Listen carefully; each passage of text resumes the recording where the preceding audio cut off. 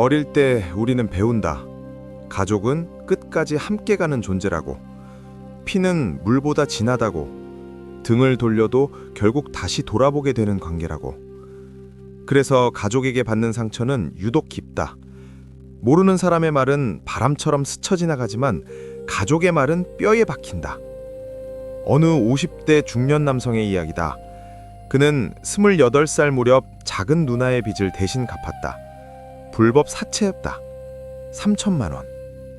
그때 그는 대출 서류에 도장을 찍으며 이것이 가족이니까 해야 할 일이라고 믿었다. 벌써 30년 전의 일이다. 하지만 여전히 그 돈은 돌려받지 못했고 고맙다는 말 한마디 못 들었다. 30년이 지난 지금 그때의 그 선택을 후회한다고 회고한다.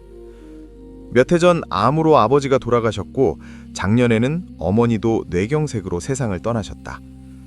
그 사이에서 그는 묵묵히 병원비, 생활비, 부모님 용돈 등을 감당했다.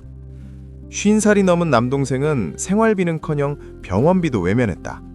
부모님 등에 기대어 사는 것을 부끄러워하지도 않았다. 그러면서도 늘 잘난 척을 했고 자존심만 내세웠다. 어머니가 살아계실 때는 동생에게 뭐라 하지 않았다.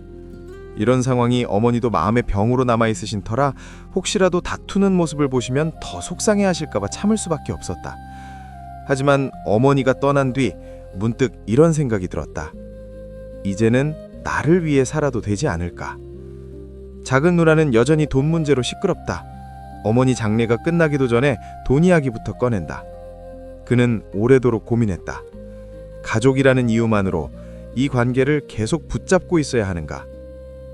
결국 가족 관계에서도 나의 행복이 최우선이며 나를 해치는 관계에서는 적절한 거리두기가 필요하다는 것이 법륜 스님의 가르침입니다. 니체는 말했다. 너를 괴롭히는 것에 대해 도덕적 의무를 느끼지 마라. 고대 로마의 철학자 세네카는 이렇게 썼다. 영혼을 병들게 하는 사람들과는 떨어져 있는 것이 현명하다. 공자는 효를 말했지만 동시에 스스로를 바로 세우는 삶을 강조했다. 자기를 무너뜨리면서까지 관계를 유지하라는 가르침은 없었다. 가족은 특별하다. 맞다. 끊어내기 쉽지 않다. 다시 만나야 하고 같은 기억을 공유하고 같은 성을 쓰고 있다. 하지만 특별하다고 해서 면죄부를 가질 수는 없다. 상처를 반복해서 주는 사람, 책임을 외면하는 사람, 고마움을 모르는 사람, 말로 타인을 깎아내리는 사람, 자신의 사람을 스스로 책임질 생각이 없는 사람, 그 사람이 가족일지라도 그 관계가 나를 무너뜨린다면 나는 이제 한 걸음 물러나는 것이 현명한 판단이다. 멀리한다는 것은 미워한다는 뜻이 아니다. 단지 나를 지키겠다는 뜻이다. 우리는 종종 착각한다. 내가 계속 도와주면 언젠가는 달라질 것이라고. 하지만 사람은 스스로 필요성을 느끼지 않으면 바뀌지 않는다. 가족이라는 이름 아래 자기 삶을 희생하는 것이 미덕처럼 여겨지던 시대가 있었다.